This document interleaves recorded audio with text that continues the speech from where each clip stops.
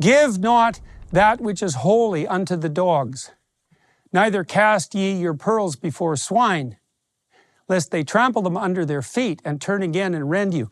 This is a rough verse. Do not cast pearls before swine, right? Because obviously he's not talking about pigs. He's saying, do not waste what is holy on what is unfit. And you think, well, that's a rough. You want to elevate the unfit, let's say.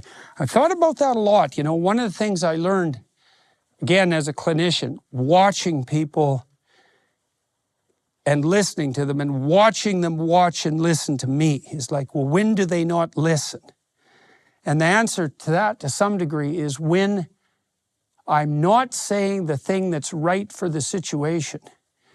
And you'll see this when you're interacting with people. Maybe they're troubled people and they come to you for advice, say. That's what they tell you. But when you give them advice, they don't listen at all. They literally don't listen, and you can tell that while you're talking to them.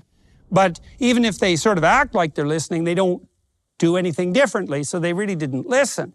And why then, if you told them something that was useful and they want help, did they not listen?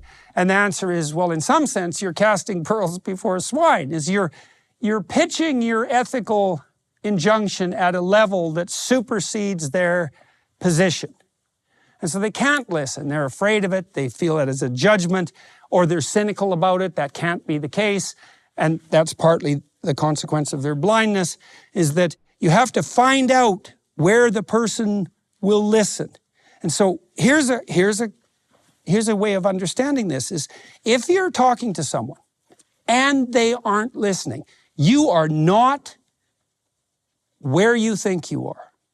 And you are not talking to who you think you're talking to. Now, who knows who you're talking to?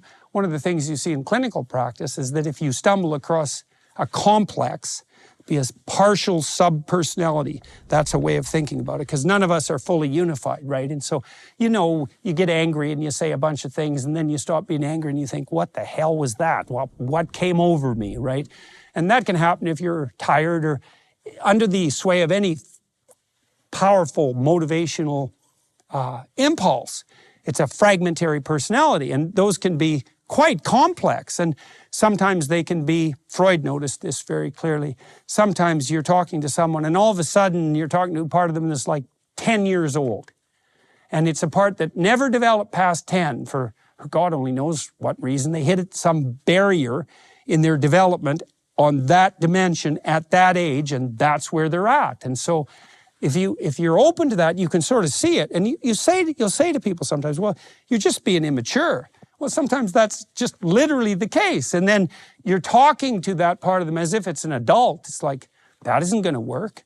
So then you think, okay, the person is not responding to what you're offering. So in some fundamental sense, you're offering the wrong thing.